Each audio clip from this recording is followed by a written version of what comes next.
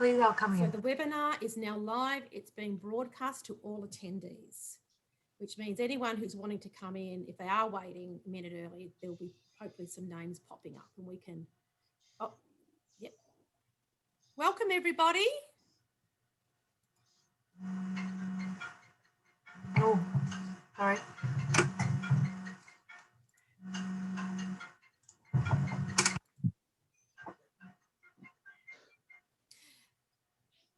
Good evening, Rachel speaking.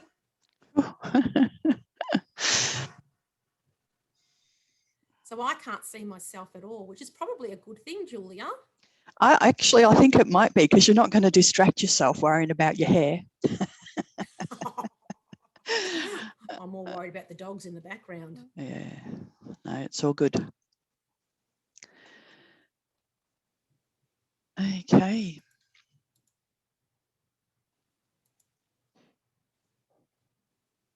Okay, so. Well, right on 7 o'clock now. Do you want to get started? No, everyone, I can still see there's participants arriving, Julia. So we'll just okay. give everyone, I can see 21, 22. So is someone happy to pop in the chat if they can see both of us? There should be myself, I'm Sharon, and Julia, because I've actually got something happening on my screen where I can't see Julia and I can't see myself. Oh, I can see a couple of chats happening here. Thank you very much. Let's have a look. Yep, all working. Hello. Hello, Narita. Hello, Talia. Oh, you can see. Can see you when Sharon. you're talking. Oh, yeah. well, there you go. Well, actually, that's interesting. You can't see Julia. But what about when I talk? Does that make it? Do I appear then? Yep. Oh, there you go. Wow. Well, we can't see you. You're all invisible to us. So this being a webinar is a little bit different to perhaps some other Zoom, possibly other Zoom workshops that you may have done where you need to mute yourself or you've got your video on. This is set up where we can't see you at all. And hopefully we, through the next hour and a half, will keep you entertained. And hopefully you'll learn some things too. Absolutely. So we might get started. Yes, you're on mute, Narita. You're on mute. Everyone's on mute. It's set up as a webinar. So no video, so you can stay in your pajamas. You can be, singing away in the background. We won't hear a thing.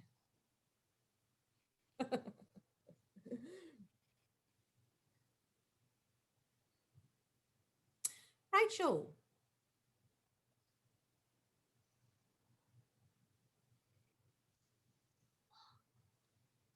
What we might do, we just might wait two more minutes.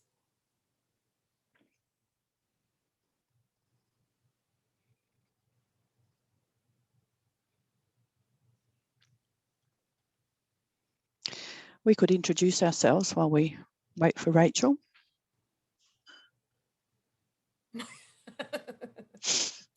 Let's wait for Rachel. Let's keep. Well, I can't see my hair, so if it looks lovely, thank you very much, Irina. Whoever said that, that's a very nice compliment. We always appreciate compliments.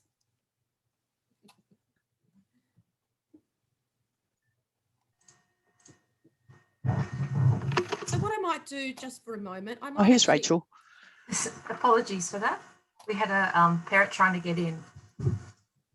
Oh, I'm going to stop the share for a moment. Then I can at least see Rachel and Julia. Are we recording? Yes. We are from now. Okay, so maybe we should get started. You want to get started? Yeah. Hey, welcome everybody. It's nice to see so many people are eager and already joined in right on the time limit, I'm Rachel Simpson and I'm the Parent Resource Officer for the Whitehorse City Council, and I'm thrilled to say that this is our first parent forum that we've been able to hold in 18 months. So it's fantastic. Wow. So it's nice to see a little bit of life going back to normal. Before we start this evening, I would just, in the spirit of reconciliation, Whitehorse City Council acknowledges the Wurundjeri people as the traditional custodians of the land, now known as Whitehorse. We pay our respects to the elders, past, present, and emerging. The Parent Forum calendar or schedule is, you can always find it on our website under Parenting Information Forums. We're trying to, it's not all up at the moment. We've got the 9 scheduled for this year, which is great. We've got another one in 2 weeks' time for VCE students. So if any of you teen parents, if that fits in, there's still some spots available. This is also the first time we're going to do a fully online program for the year. So this session is recording, and ParentZone have agreed to do 4 programs for us this year. And all of these will be filmed, and we will have them up on our website hopefully next week after editing. If you're worried about your personal questions being up on screen, they will not work, like we'll edit those out. And question time at the end, feel free to ask them, because we will cut that, will not be put onto the present video once it goes on the website. So it'll be mainly just the presentation that Sharon will take us through tonight. Now, Sharon is our main presenter tonight, but we're also lucky to be have available Julia.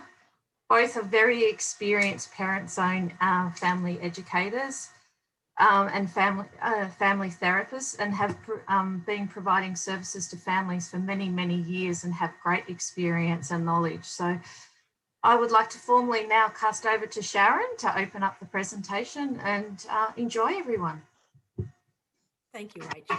Thank you very much. Yes, thank you, and welcome everybody who's for your time tonight, I should say.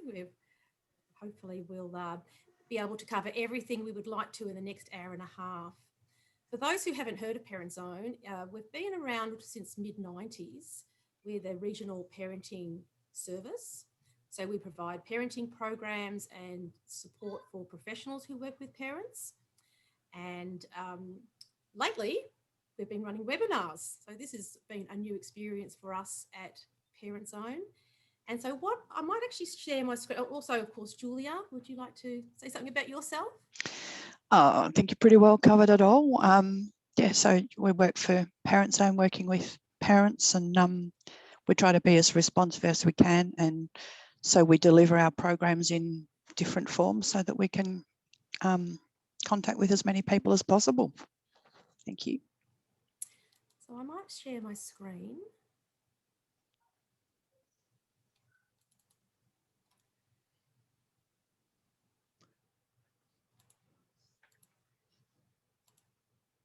Okay, bear with me, everybody.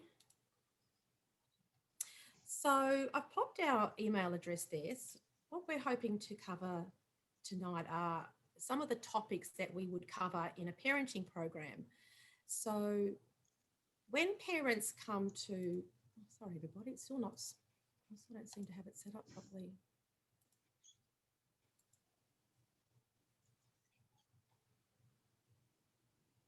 Can everybody see that?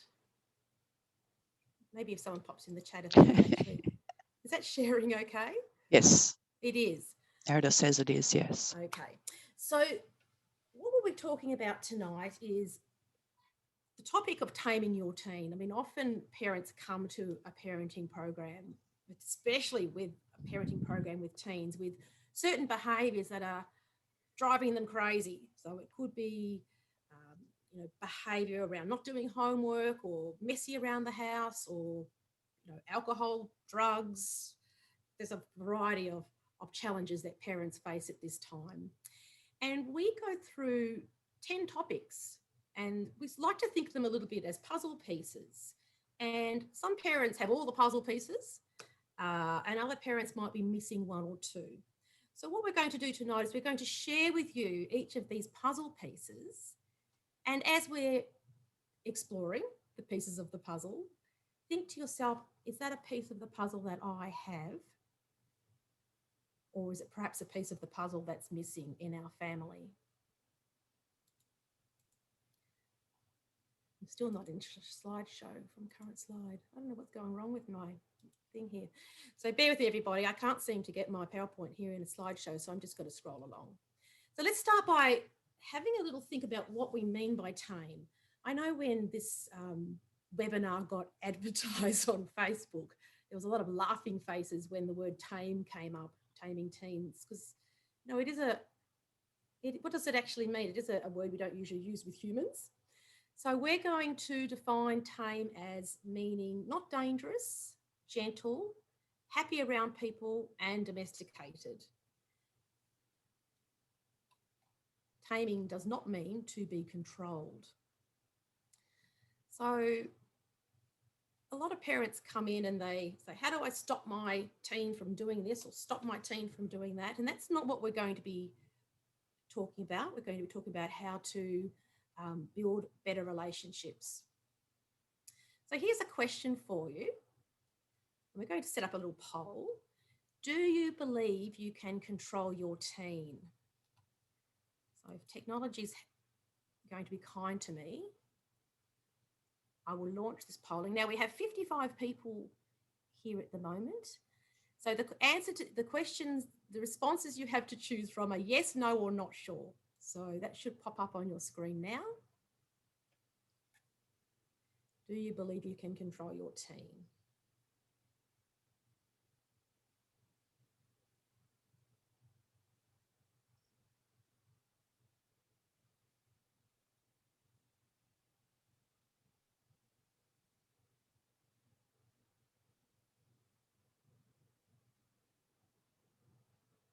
I'll just give you a couple more seconds to, by the way, this is anonymous, so you can, there's no right or wrong answer.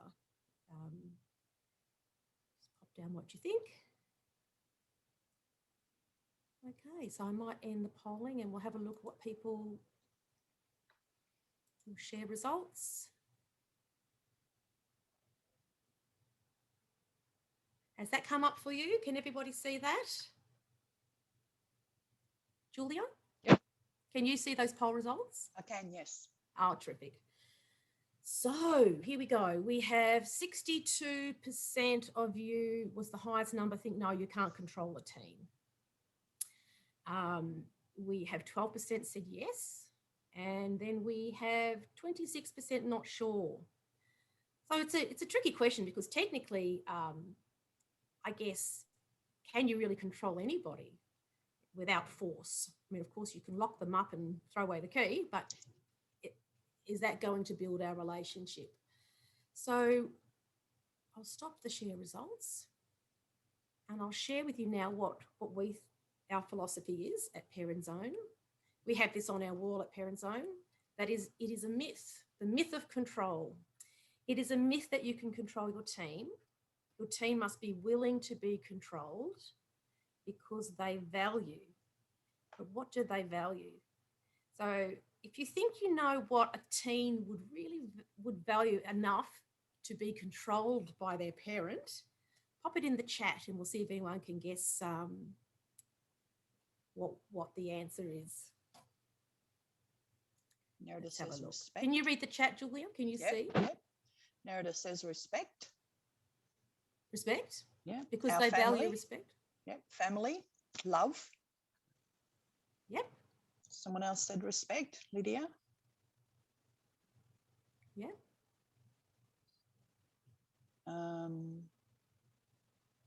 I've missed that one. Power. To be heard. To be listened to. Independence is another one that popped in. Yes, thank you. I missed that one. Independence. Family. Oh, there's a few, yeah. Family. And internet access. Your sound, caring relationship. I think a few of you have got very close to where we're going with this question. What's really at the heart of all of our programs, and this is why I personally have been interested in family therapy, because we're always looking at the relationship. So we're always looking at improving relationships. And if you think about the picture with the tiger, it's very hard to tame that tiger without a relationship. You can pop the tiger in the cage, but is it really tame? It might be controlled, but is it really going to be gentle and safe and happy to be around you if the relationship isn't strong? So that's going to be our very first piece of the puzzle. Positive relationships. Oops, sorry guys. Positive relationships. So it's in the center of the puzzle, and all the pieces around the edge are not only how we tame our team, but also how we build positive relationships. So I'm going to give it a third time lucky to try and make this slideshow work from the beginning. I have no idea why it's not working for me. I'm having all sorts of challenges here. But at least you can see it. Like I said, you know, with technology, it could be worse. At least you can see it, even though it's not in the right, it's not on the right sort of setting. It's a little like the challenges parents face, Sharon. Things don't always go the way you plan, with all the best intentions and all the work and all the thinking you've covered every possible angle. Things don't always go as you plan.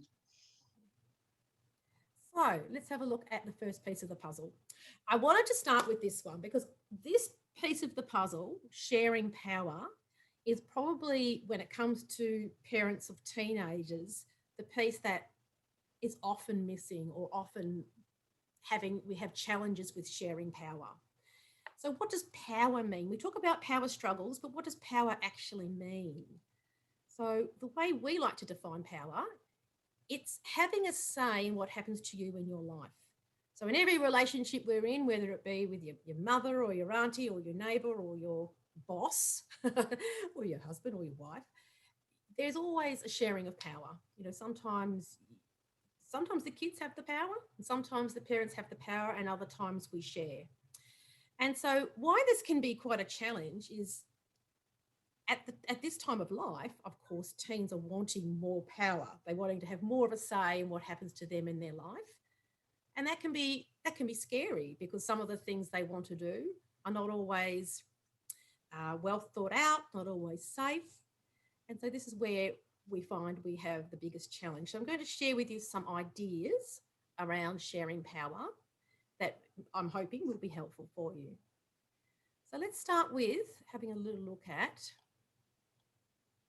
how power is shared. So in this graph that I have here, at the bottom, we have the numbers 0, 6, 12, 18, and 24. And that's the age of a child, your child. So somewhere, most of you will have a child between 0 and 24. Some of you might have older kids, but you've come to this program, this webinar tonight, because I'm assuming that most of you have children around between 8 and 20, sorry, between 12 and 24 probably. And the little star here that's above the 0 is how much power a 0-year-old or a newborn baby would have. And of course, we all know newborn babies don't have a lot of power. They can communicate, but in the end of the day, we as parents make decisions on when they go to bed, what they wear, when they get fed, everything. When they have a bath, when their nappy gets changed, that's as parents, we have that power. And then, of course, the other star that you might see right at the other end of the graph here at 24 is how much power a 24-year-old would have. And most people would agree that by 24, your adult child can make a lot of decisions for themselves. I've even put it at 100%.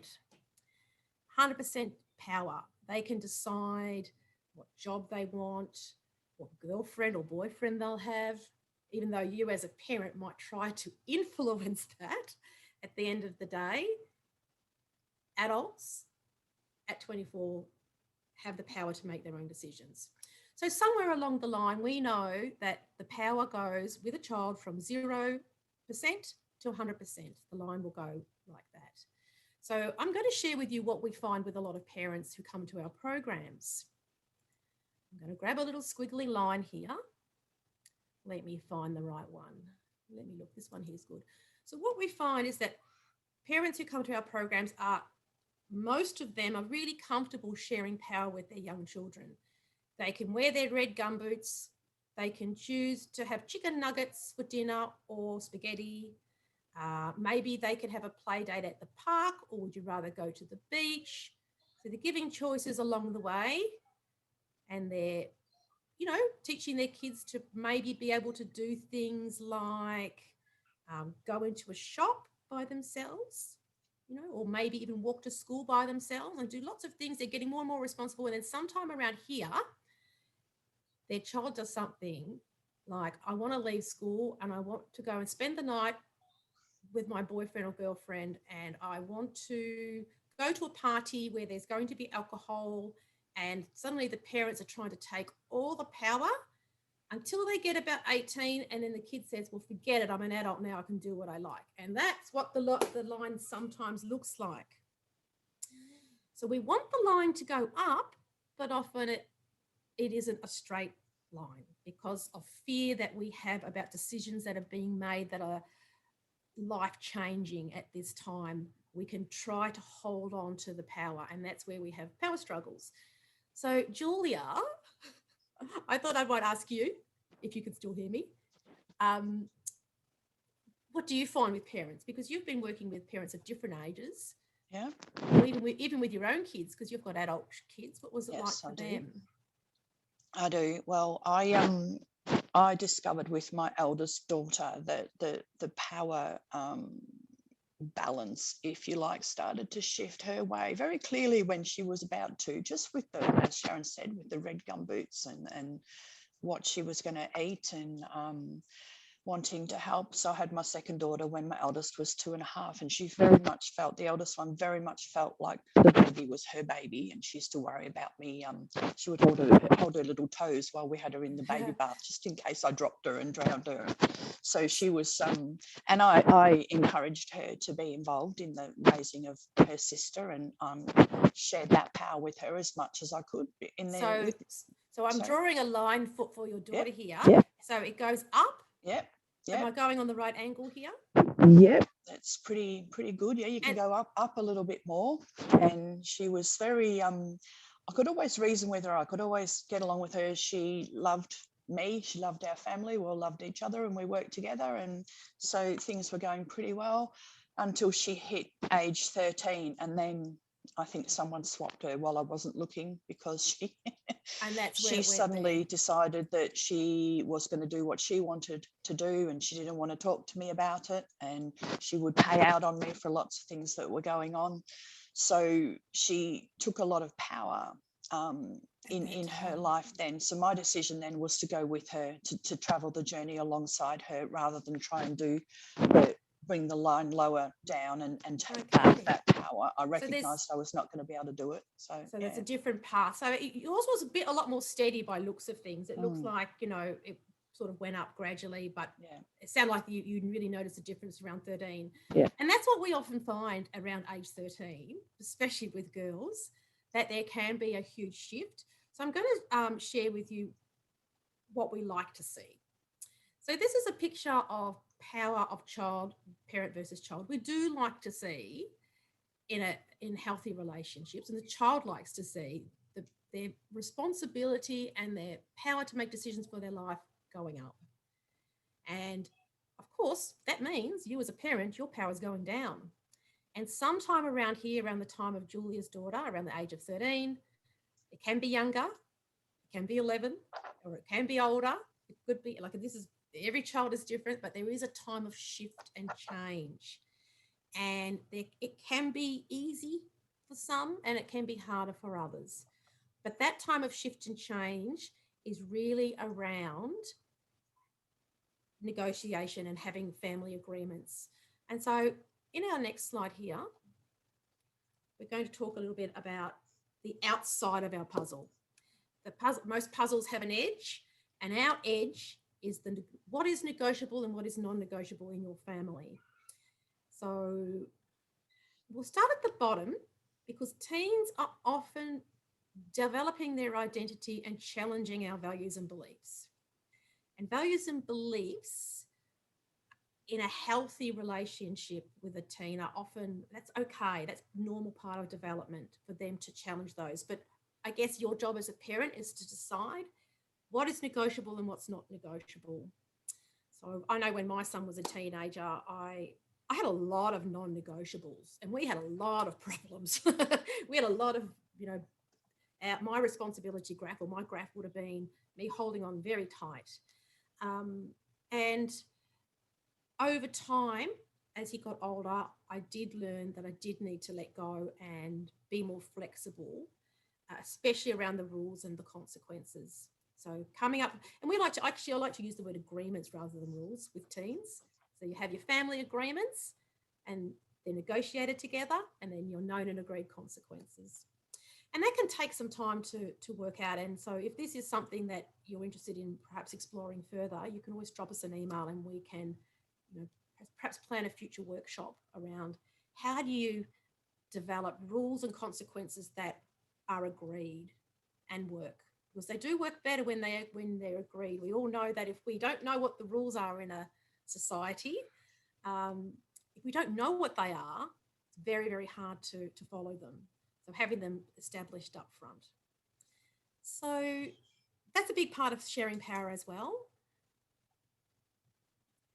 Okay, so we're going to move on to our next. Was there any questions or comments? By the way, if you do have any questions or comments, we have a Q&A section here. So you can pop your questions or comments in the Q&A, and we will stop,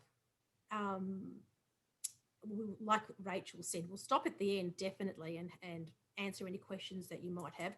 But feel free, you don't need to wait till the end. You can pop them in the Q&A at any time, either a question or a comment, something you might relate to or something that you might want to ask. So let's move on to our next piece of the puzzle piece number 2. And it's developmental stages.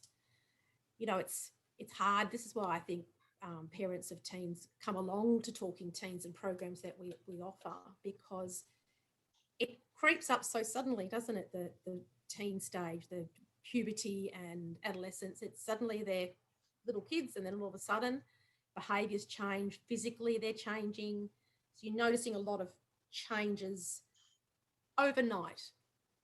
And I guess the sharing power is part of that development too. They're wanting to make more decisions for themselves, and that can be challenging. But some of the development that we don't see, the invisible development, is the stuff that's happening in the brain. So I've popped this picture here, and by the way, we will be sharing these slides with you, so you will have an opportunity to look at these later. We will forward them on to Rachel from Whitehorse Council, and she'll be able to share them with you. So some of the interesting things that you might not know about the teenage brain is that it's under construction. There's a lot of changes going on. There's a lot of stuff happening in there. It seeks novelty. So that's why a lot of teens can be risk-taking, looking for exploring their world and where they fit in. Seeks rewards, so very reward focused, and needs more sleep. So for those who have teens who they can't get out of bed for school in the morning, that's quite normal. Their sleep needs do increase at this time. Okay, so something else about the brain is that it develops from the bottom up. So I love this quote: the teenage brain is all accelerator and no brake. So what that actually means is different parts of our brain that are responsible for pleasure and emotions and doing what you want right now.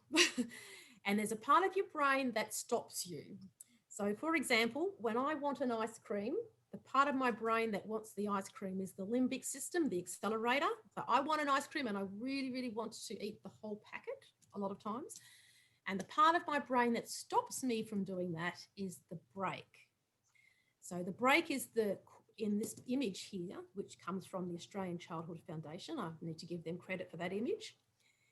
The grey part of the brain is the emotional part of the brain, the limbic system. And the brake is in this image it's purple, but obviously it's not really. But the cortex, so that's the reasoning, judgment, foresight, hindsight, even empathy.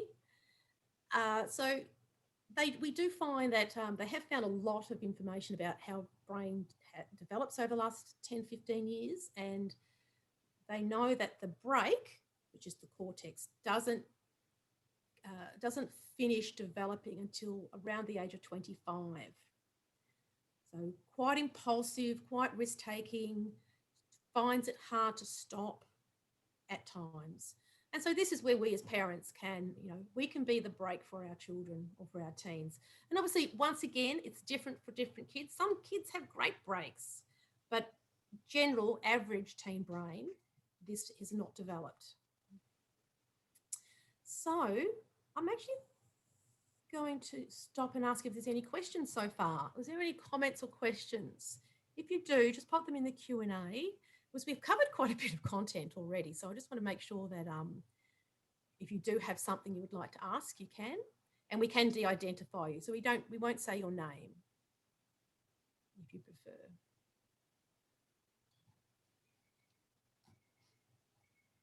No, can't see anything.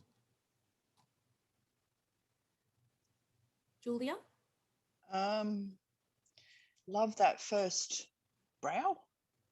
Oh, the brow on the brain picture. Yeah, the almost quite Neanderthal.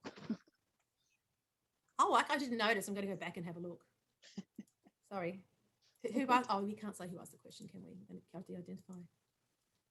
Oh goodness, I'm having all sorts of challenges, aren't I? Third time lucky. I just don't know why this is not actually going into screen. There we go. Oh, the brow. Yeah, this is funny. I love this picture. It's got here, and it goes back to what we were talking about, the part of the brain that can make good judgments. But in this image, they show the judgment center as this tiny little piece up here, the judgment gland. And then they've got a big part of the rebellion center is quite large. And so is the love lobe. So, yeah, it's just... That's the one we want to exploit as parents, so that we can get them to value the relationship enough with us so that they can hear what we need to tell them. Okay, so you might have noticed... Oh, sorry, another... Sharon, one more question. Is the limbic brain part, will it continue after 4 years even? Not sure what that means. Oh, I think I know what the question is. Okay, this is a little confusing. I should have explained. Down the side here of this image, it has ages. So what this means is this is about the time when that part of the brain starts to become activated. So if we look at the brain stem, we all have a brain stem or we wouldn't be alive, and that actually starts working pre-birth. And that's the part of our brain, the brain stem, the orange, that keeps us breathing and our digestion and our heart beating. So it doesn't have any conscious thought, but it's there. Then we have the movement. I can never pronounce cerebellum, the movement, motor movement from birth to age 2. That's when it starts, but that doesn't mean after age 2 you don't keep moving. It's just that's when it starts to become activated. Now the limbic system, where we feel real emotions, and the fight, flight, freeze response is there too. That starts at around age 1 to 4, but with our teenagers, it's very activated in our teens as well. It becomes even more, and perhaps that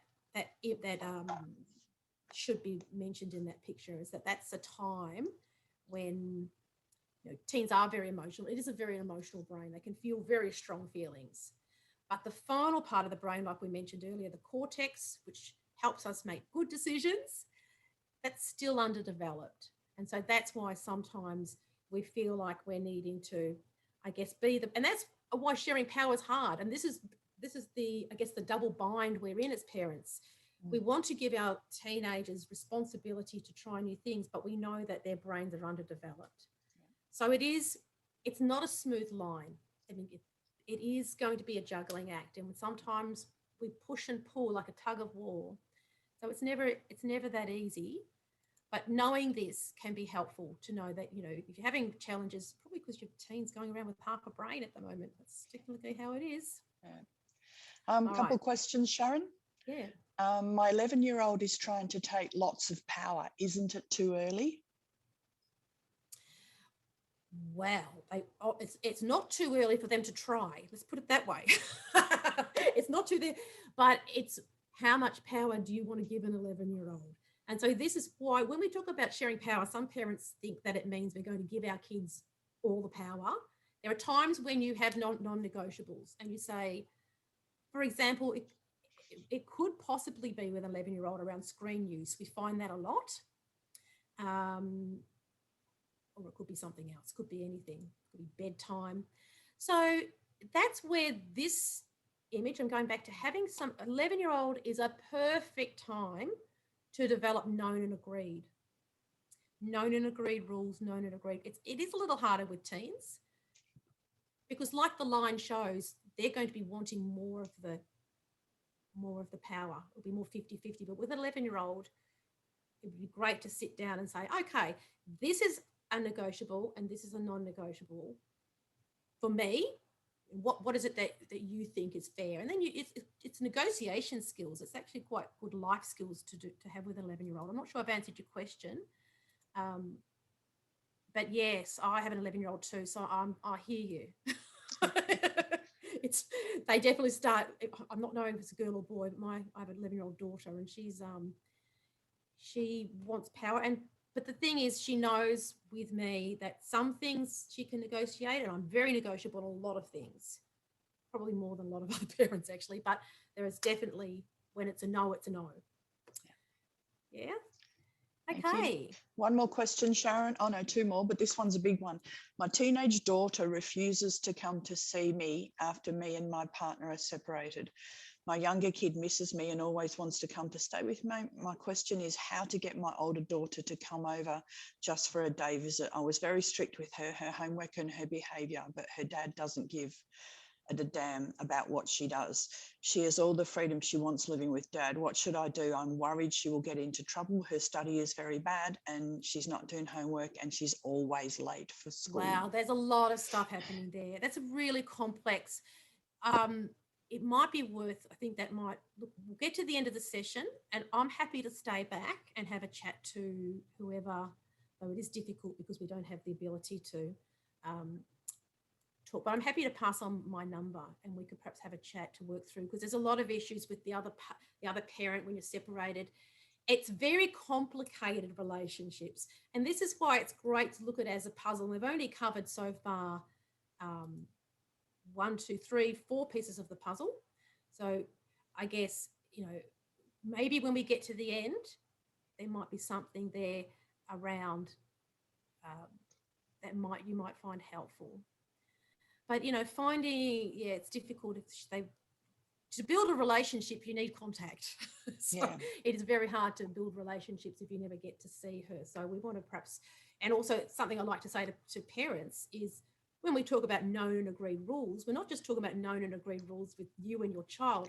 It is the whole family sometimes. Sometimes dad or mum might not agree with the rules. So it is good if the whole family can be on the same page. Yeah. So let's move on. So hang on, Sharon, just really quickly, what kind of things would you consider negotiable? Well, what's negotiable for one person? And this is why values and beliefs. And, sometimes you don't know what's negotiable until you get there. I have an example with my son and this is just with when he was a teenager. He's now 26, so it was a while ago, where his first girlfriend, he wanted her to have a sleepover. And I wasn't comfortable with that at all at that age. But I ended up saying, look, I would agree to it if her parents rang and were happy with the idea. So in a way, it seemed negotiable, but it probably wasn't really, because I knew that wasn't going to happen. What, Julia, can you think of any good examples of what might be a negotiable? Well, it might be, for example, that if your teen wants to go to a gathering on a school night, you might say, well, no, that's kind of, that part of it's not negotiable, but, maybe you could go to one on the weekend when you don't have school. So you're not just saying flat out no, but you're putting those boundaries in there. Does that help? Is that what you? Yeah, it's hard without the details. It depends on the age of the child. I mean, the older they get, the more helpful it is to be negotiable. Yeah. With teens, because if you think about this image here, and I'm just going to go back a bit. I know we're sort of jumping around a little bit, but it is helpful to. You want your child at 24 to have 100% ability to make good decisions. So if you hold them back from making decisions and making mistakes, it actually can be to their detriment in the end. So this time of shift and change, which is just so scary, is very important developmentally to get them through. So making mistakes is really part of it. So I as a parent, I'm quite negotiable, but other parents are not. So it all comes down to the values and beliefs that you hold as a parent. So I can't answer that for you. I know that some parents are negotiable on things like, drinking alcohol under 18. Other parents are negotiable about catching public transport or walking to school. So it's really depends on where you're at. But wherever you are at, if you feel you can be brave and perhaps take a little step towards more independence for your child, and you letting go a little bit, usually that's a positive step in building relationships. And even just listening to them, you might not feel that you can negotiate what it is that they're asking for, but even if you can just sit down and have a conversation and actually listen to their point of view and what that it is that they've got to say, might not change the outcome, but it will help to improve the relationship, because part of the thing that teenagers say, part of what we all feel at different times, is that we're not really heard. So actually really listening can go a long way towards helping with all of this stuff and working out what you can negotiate and what you can't. Also can help you to know your young person better, so you can perhaps make a more informed decision about how they might cope with different freedoms. Yeah, definitely. I have revealed another piece of the puzzle. I'm not sure whether anyone noticed: knowledge and information. Oh, yeah. We're always, and we're living in a time where there's a lot of knowledge and information out there. I like the way it links into developmental stages. Can I just quickly say, Sharon, sorry to interrupt, there is another question, but it's a big one, so we might save that one for the end. I just wanted the person to know that we weren't, it's person that starts, my daughter is 18, and we'll get to that at the end. Thank you. Yeah, sorry about that. We just thought we'd just have a little bit of a chance just to check that we still had people with us. It's always hard when you run webinars as opposed to workshops and face-to-face groups. We never really know who's out there. But I can actually see 56 people still here, so even one more than before. So that's fantastic. So here's some great YouTube videos if you're interested in learning more about the teen brain and how it develops and all the changes that are happening. This book is written by neuroscientist Daniel Siegel. It's really easy to read, so it's written for parents, and it's called Brainstorm. And I do think it's on Audible, so if you're not into reading but you enjoy, or you listen through your ears, you could always grab that one. And there's a couple of YouTube videos here. So when these notes come out to you later on, you can check those out. So like Julia was saying, she kind of jumped in and beat me to it a little bit. Sorry. No, because we're going to talk about communication as our next puzzle piece. Look, the thing is, as Julia knows, when we run groups, we would spend 2 hours on one puzzle piece. So we'd spend 2 hours talking about sharing power, 2 hours talking about development, 2 hours talking about communication. So it is hard to cover, to give it the justice that it needs, these different topics. But it's just something for you to think about. How is communication in your family? Let me just ask yourself that. And we're going to give you, I think I've got 3 tips here, which we find are the most helpful. And the first one is talk less, listen more. Because what your teen will hear is this: blah, blah, blah. My husband also often tells me that I'm white noise when I talk more, because I talk a bit much too. So listen more is a chance that you find that if you're quiet, the quieter you are, the more you will hear. The next tip is this one: practice reflective listening. I don't know, it's also known as active listening. You might know the term active listening. It's also known as holding space. It's got a few different terms for this skill, and it is a skill in being quiet, but reflecting back what you, in your own words, what the other person is saying. So it's not about fixing it. It's not about coming up with the solutions.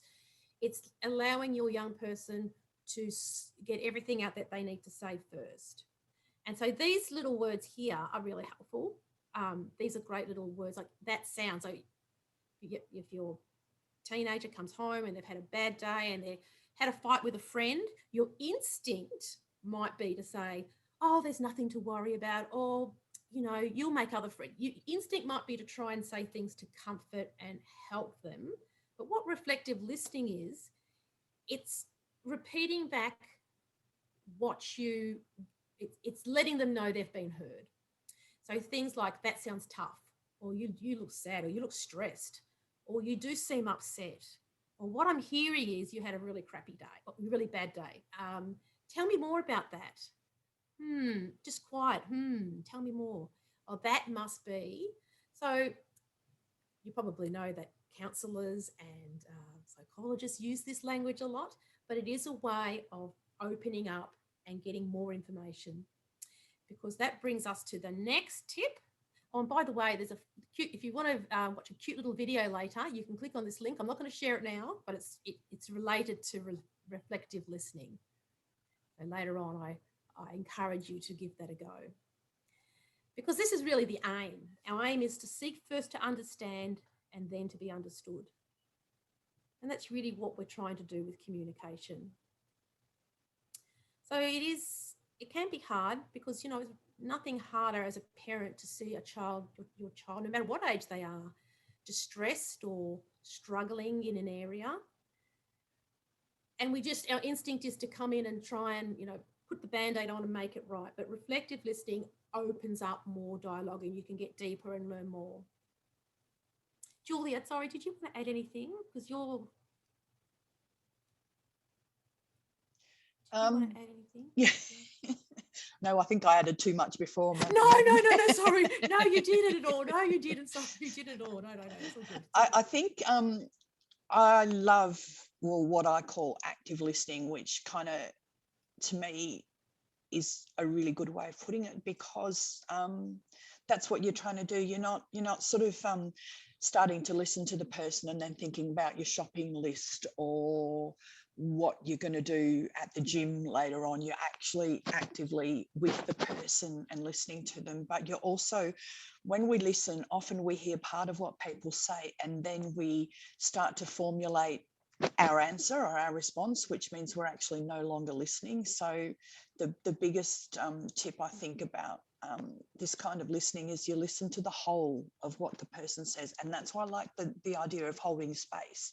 So you hold the space so that they can complete their thought, and then you have a response, whatever that might be. It's more powerful than, if you haven't tried this before, I encourage you to give it a go. It's a gift. It's a real gift you can give your child, and they'll probably be a bit surprised to start with, to think that you're not coming in trying to fix it. But even if you could, just for maybe 5 minutes a day, and it might actually mean physically putting your hand over your mouth to stop trying to come in and jump in and try and fix the problem, or give you advice or your opinion on what they should or shouldn't do, but just to listen and to repeat back what you hear. I encourage you to give it a go and see what changes it makes in your relationship. Yeah, okay, so let's move on to the next puzzle piece. And this is a huge one too. This is dealing with feelings. And what are the feelings we need to deal with a teenager? Or we're not really needing to deal too much with the feelings of happiness and joy. I mean, they're great feelings to have, but they're not the ones that we're struggling to deal with. The feelings that we struggle to deal with are usually the feelings that hijack our brain. So I'm going to share this image with you, which is back to our brain again. We all have the emotional part of our brain, the limbic system, and there's a part of that brain which is the amygdala, that it's like the smoke alarm of the brain. Okay, when we're in a state of stress and we feel like we're going to get angry, or we're going to run, or we're going to break down in tears, that's the part of the brain that's activated. And of course, the part of the brain that gets turned off, switched off completely, is the cortex in times of high stress. So that's not the time to try and deal with feelings. So the message of this image is, when we try and help our young person with strong feelings of anger or anxiety, it's not while they're feeling anger and anxiety. We need them to be calm down first. And then the next tip, or the next strategy, which is helpful, is to name the feeling. Name it to tame it. And it's really hard to find what actually is going on sometimes, because what we see is the behavior. So we see things like yelling or swearing or aggression or hitting, violence. And I'm using anger as an example because anger is really quite a common feeling that teenagers have as they're, particularly when it comes around to sharing power. They can get angry. They want their needs to, they want to be heard, they want to be listened to, they want to make decisions for themselves. So I've put anger at the top, but often what's underneath anger are all these other feelings. And oh my gosh, I'm sorry, everybody. This is why I'm struggling a bit. So knowing what's really going on. So we often see anger as, oh, they're angry, but what it might be is they might be embarrassed, disappointed, lonely, maybe even hungry, uncomfortable, feeling grief, fear. So all of these things can be masked by anger, or anger can mask, I should say, these other emotions. And then finally, the final tip with dealing with feelings is what we actually talk about in our program, is this 4-step process, the 4 A's with dealing with feelings. And the first one is what we mentioned before, was to acknowledge the feeling and name it, to accept the feeling in ourselves. Sometimes we say, I shouldn't feel that way. Or we might say to our child, you shouldn't feel that way. It's wrong to be worried. It's wrong to be angry. It's wrong to be sad. It's wrong to be, we sometimes we do this. Don't worry. And so being able to accept that that's just normal. Human beings feel feelings and it's okay. And even to approve of them. But the behaviors are the things that we don't have to approve of. So anger is okay, but kicking the dog is not, or smashing a window is not.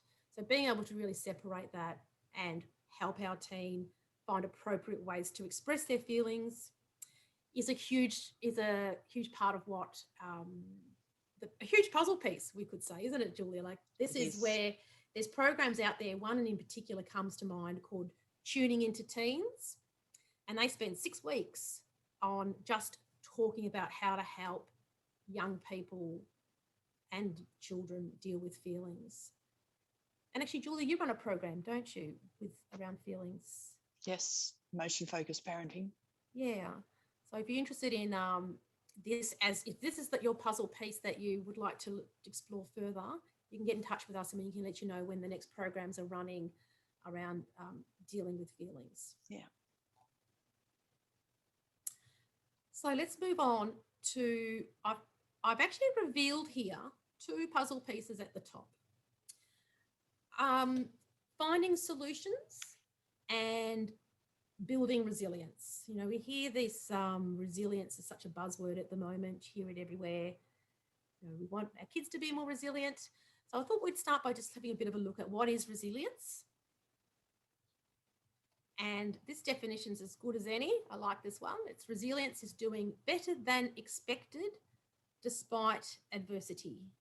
And the real key there is adversity. So you can't really be resilient without adversity, because resilience is recovery. It's the recovery. So it's not about having a smooth, to be resilient, there needs to be a few bumps to recover from. So that's where taking those risks and allowing your young person to perhaps do things that might be uncomfortable is part of building resilience too. Really hard to do, I understand. It's a scary time sometimes. Another part of developing resilience is knowing your strengths, focusing on what you can do and what your young person can do rather than what they can't do. Looking for what's good, what's working. So if you don't know your strengths, this is an excellent website where you can go and do a quiz, and it's free, and you do have to sign up though, I think, from memory. But it is free and it's really informative. And a lot of the schools are using this. Certainly the primary schools are to discover strength. Who's done this one before? Has anyone done this? Jessica raised her hand. Yeah, it's out there. I've heard it being mentioned at my daughter's school as well as something that, you know, to encourage parents to and there's a quiz where you can do with your young person too, so they can discover their strengths. And when you know your strengths, it really is a fantastic tool for building relationships. So I discovered when I did this quiz for me personally that one of my strengths is zest. I have a strength of I'm enthusiastic and I love trying new things and I like to take risks, and that's apparently one of my strengths according to this quiz. And my husband, who I adore, well, his strength is what's it called? Prudence. The opposite down there, being very careful, thinking things through, not taking risks, not being too rash. So you could see that this actually, I saw this originally as like a clash with us. And now once you know that, well, that's his strength, that's my strength, you see it more as a compliment. So you can reframe the way you think. It can reframe the way you think about your child who might be perseverance. You say, my child is so, they are so, they just continue, they don't give up. They're persistent. Well, if you see it as perseverance, that's a strength. It can change the way you view that. Oh gosh, sorry everybody, my doorbell's going off. Oh, why?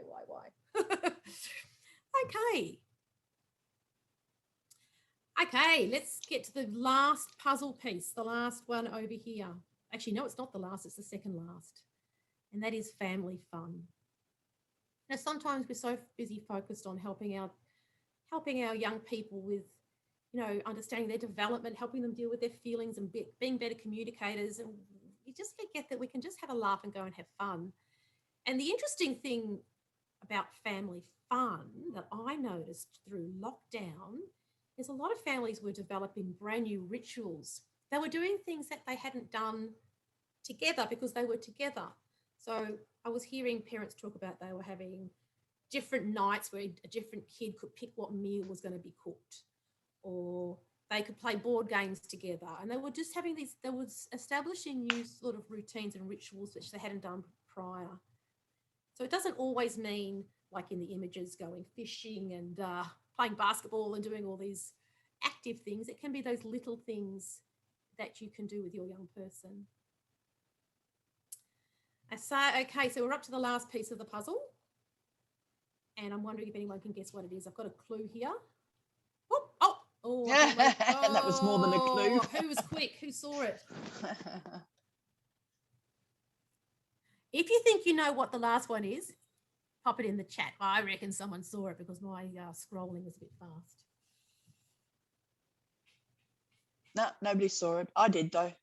So that's a clue. The picture's a clue for you. What the fuck? Oh, I can see someone's... Chill time. Okay, let's see. I can see that there's been a message popping up there, but I'm having a lot of trouble. There you go. Someone did come up with chill time, self-care, family time, self-pampering. Ah, yeah, that's it. We've got it. So the one before that was family fun. So doing things together, but also really important. And even though we've put it at last, it shouldn't really be last. Sorry, I'm having a lot of trouble with my mouse and my computer here. Someone else said me time. Me time, self-care. That's what it is. You know, it's not just all the warm, fuzzy stuff. It's not just about, you know, self-care is good. Here's self-care, it's good. You are actually modeling to your young person respectful relationship to yourself. If you want your young person to respect themselves and look after their body and look after their health and their well-being, then you can model that as a parent. But of course, you know, you're not going to be any good to anyone if we don't look after ourselves. So that's our final piece of the puzzle. So the question I've got for you now that you know what they all are is, do you have all the puzzle pieces? Is there any area? Because what we find when we run programs is always one piece that, you know, some parents are, you know, they've got all the pieces of the puzzle, but they really struggle with dealing with feelings because perhaps you've grown up in a family where feelings are not acceptable, you know, that sort of suck it up princess. Or maybe it's the known agreed rules and the consequences are hard because you've grown up in a family where it's my house, my rules, talk to the hand. And so the idea of sharing power could be really hard if you've grown up when power is never shared. So it's just, I guess, a time to reflect a little bit on this puzzle and your own relationship. Yeah, are there any, does anyone identify with any puzzle piece that they might? That, like, my one that I find that is missing, and I think a lot of parents would find this one hard to do without feeling a lot of guilt, is the self-care. Ah, yeah. Yeah, I think there's a lot of guilt that gets associated with me time. Yeah, no, it's hard. And I think we sort of think, oh, you know, I'm fine, I'm strong, and sort of we sort of hold it together until we're not holding it together. And often we think we don't have time. We've got all the time that we need to care for other people, but not necessarily enough time, we feel, to care for ourselves. Yeah, it's very true. Really true. Yeah, we often we can spend quite a bit of time in our programs. Actually, each week we like to talk a little bit about self-care. You know, what's something we can do. So maybe that's something you could ask yourself right now. What's something that you can do this weekend that perhaps you haven't done or you've wanted to do? That's something that's for you, that's going to, I guess, care for you or nurture yourself. So that's something that you can give some thought to. So I have the most important poll coming up here. I'm going to share it right now, and that is, do you prefer dogs or cats? Very, very important. And you only get to choose dogs or cats. There's no both. Sorry, everybody, if you like both. I actually like both. Oh, I'm going to go and turn off my doorbell. Sorry. It's really annoying. Bear with me a minute. I'm going to get the poll up and I'm going to run and turn off the doorbell because it's very loud. Polls, here we go. Polls, cats versus dogs, launch polling. I'll give you a minute while I go and turn off my doorbell.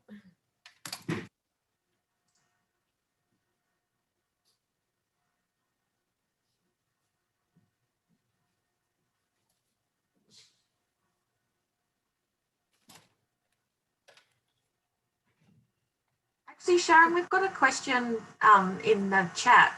Did you cover the praise and encouragement piece? Oh, no, I didn't even mention that one, did I? Well, I will mention it now. That actually really does tie in with communication in a lot of ways. It's interesting. These things are a puzzle because they all do fit in together. And the praise and encouragement, it's about encouraging our young person for the effort and the behavior rather than the outcome. So yeah, it comes to, in a way, look, it's a little piece in the corner there, but it is still important. It won't make our perfect triangle if it's not there.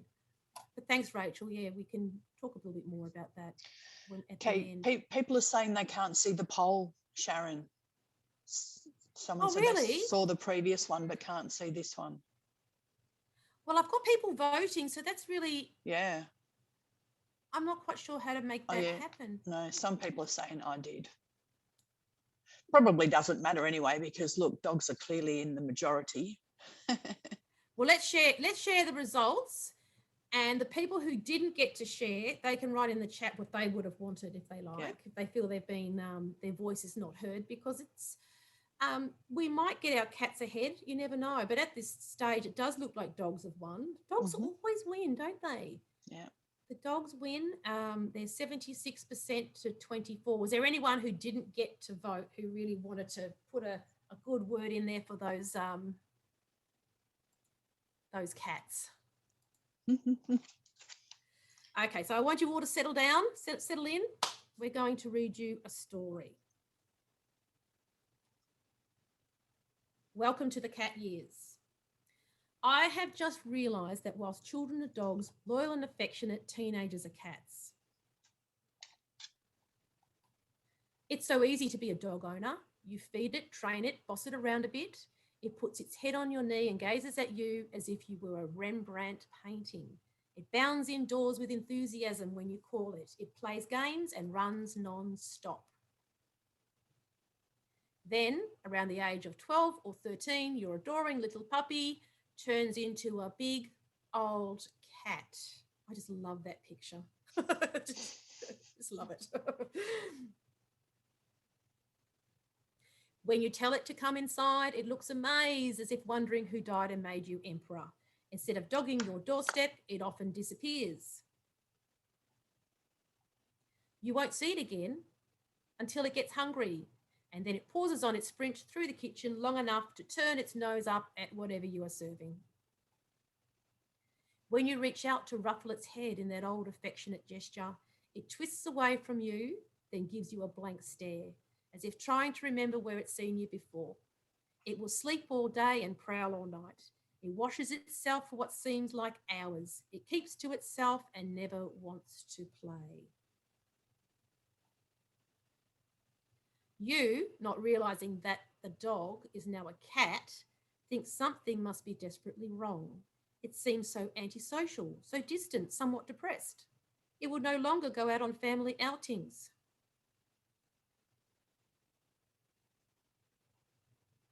Since you're the one who raised it, taught it to fetch and stay and sit on command, you assume that it's all your fault. Flooded with guilt and fear, you redouble your efforts to make your pet behave. Only trouble is you're now dealing with a cat. Everything that worked before now produces the opposite of the desired result.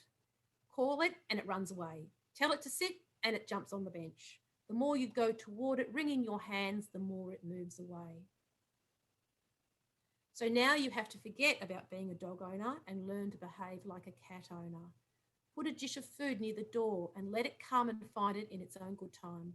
Tell it what you want, but expect nothing. Be there to open the door and let it in. Block your ears when it's singing with its mates. Go to bed with earplugs when the caterwauling becomes too much. But remember that even cats like help, warmth, and affection when they choose it. Sit still and let it come, seeking that warm, comforting lap it has not entirely forgotten. When it comes, pat it, stroke it, and love it.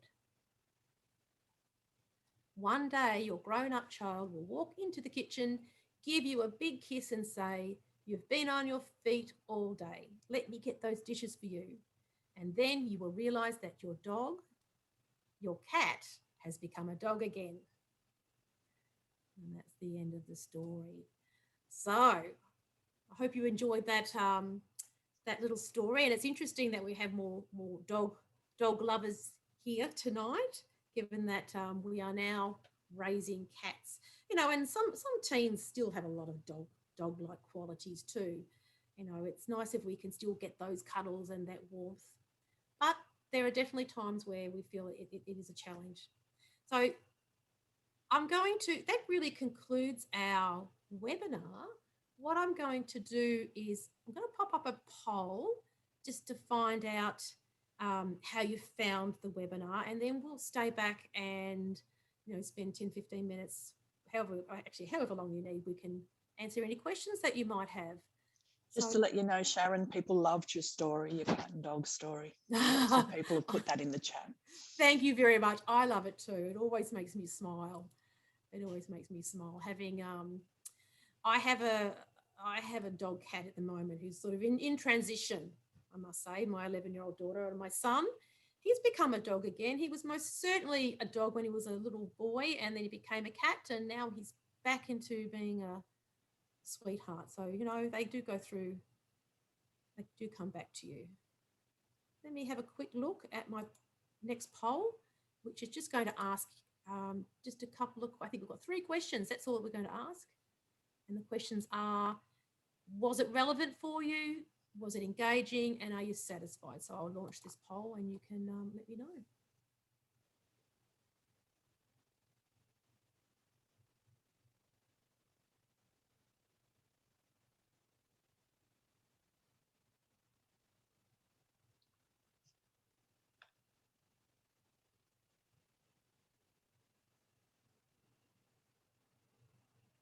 Oh, people are saying they can't see the poll. Oh, what's again. going on with that?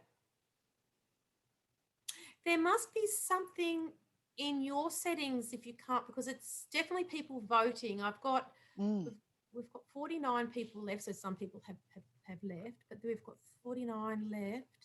71% people voted. So maybe if you can't see it, then obviously you can't vote, which is going to make it, but that's okay. It's just really to give us a gauge of whether we've been whether this has been helpful, this information. It is really a lot of information to take in, and obviously, like we were saying earlier, that we would, if we had more time. I'm just going to share those results. People may be at the polls. Did you? Yeah, because there was a time when I could see the poll on the screen, but then I was also able to access it from the toolbar down below. Just wondered if that was an option. I'm going to go back and yeah, it might be. You might be able to see it on your toolbar down. I know, but it's just gone back to the beginning. That's okay. Yeah. Oh, I think I've lost it. I think I've lost it, everybody. So sorry. Oh, this technology is not my friend tonight. No, I've been we've been getting our head around Zoom for nearly 12 months now, and you know, adapting all our programs, which have always been face-to-face, to being online. And it's been the webinar it's got a new set of challenges because we can't talk to you, which is little. So yeah, we've got, so I might, how are you all going? We've got a few people putting their votes in. I appreciate you letting us know. It really helps us plan, knowing what's been good and not so helpful. Okay, I'll end the polling and I will share the results. So there we go. We've got, can you see those?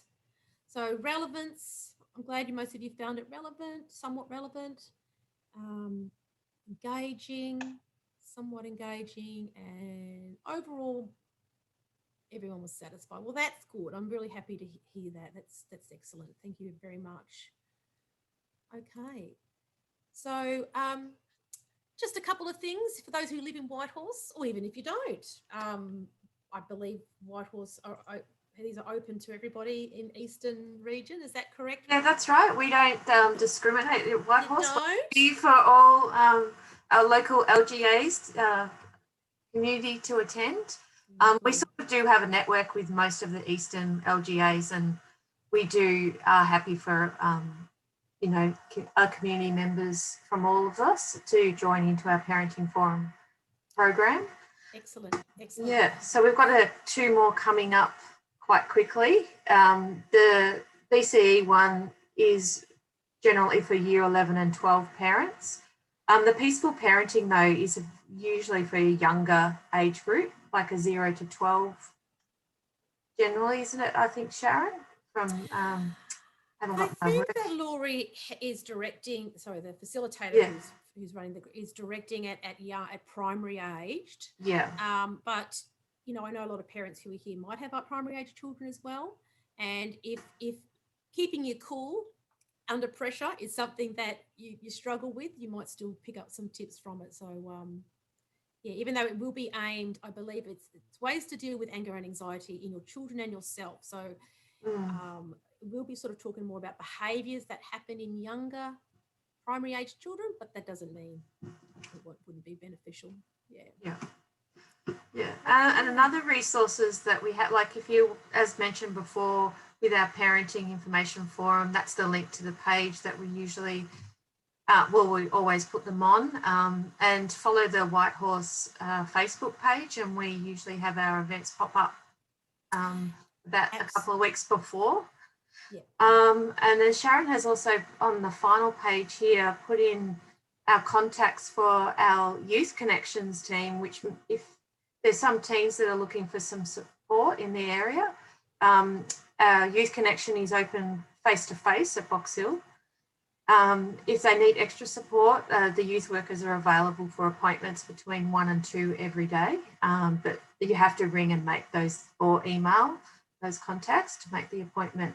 But the drop-in session is from 2 to 5, and we're being COVID safe, as we should be, but our Youth Connections team is also a great source for families. They have a Facebook page and an Instagram page, so if there's any activities or for your local youth, it's a good place to find out and some information as well. And then finally, if you don't live in the Whitehorse area, there's a list of Eastern Youth Services for all of the Eastern region. So every council has its has a youth team that works with youth and can support you. There's Headspace if you are concerned about mental health with a young person. Of course, there's also the Eastern Child or Youth Mental Health. And then we have a kids helpline as well. So there's a number of resources and there for you to hold on to if you need. Lots of great support. Yeah, young people.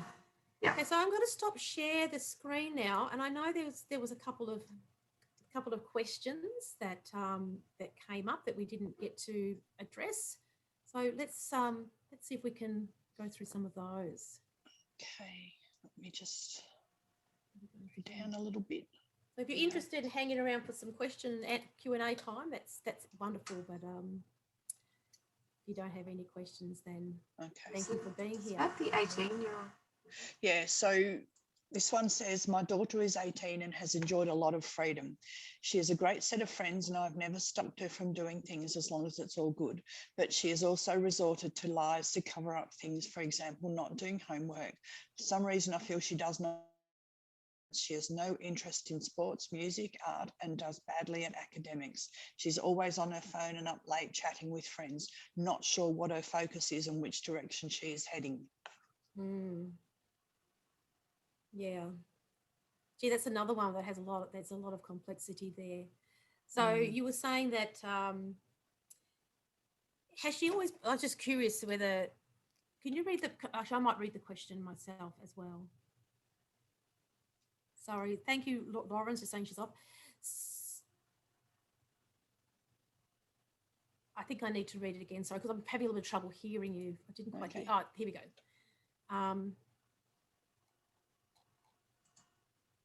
Freedom.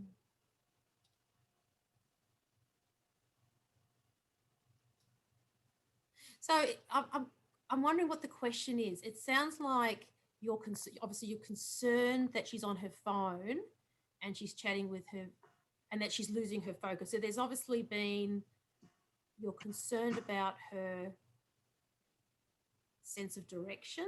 So I'm not quite sure what the question is. So there's a lot of, obviously there's a lot of concerns there. It sounds like you're concerned about her being on her phone and chatting with her friends and lack of focus in where she's heading. So it sounds like those two things. So if we went back to our framework, and if you think of this puzzle a little bit like a framework that we can look at, and we were working through the situation here with you and your daughter, I mean, you'd probably first off, if you want to look at the centre, is ask, how's the relationship with her? Do you feel she can talk to you and share with you what's going on for her? So she's always chatting with her friends. I mean, if she's living at home, although she's 18, isn't she? So it is, look, it's tricky because if you look at our responsibility graph, you know, she is 18 and so she will be able to make a lot of those decisions. But if she's still living with you, then you don't need to give away all your power either. So you can actually set some boundaries around the phone use. At times, you can still set some times around, you know, you'd like to spend some time with her. Maybe at the dinner table could be a time that we wouldn't have the phone there. Okay, so I'm assuming it's the same person has said that lack of focus is the concern. Oh, the lack of focus. Okay. Yeah. So, you know, it's a time of life where I remember even with myself being at that age, that it can be hard to know what direction that you're going in. You're developing your identity and she might need to wear a few different hats. So if her lack of focus is around perhaps, you know, her education or her career, or I'm guessing that might be what you mean. Tell you what, this might be worth, it sounds like it's quite a lot of stuff there. It might be worth having a chat as well. I'm not sure I can really answer the question as well as I would like to be able to without getting more information from you.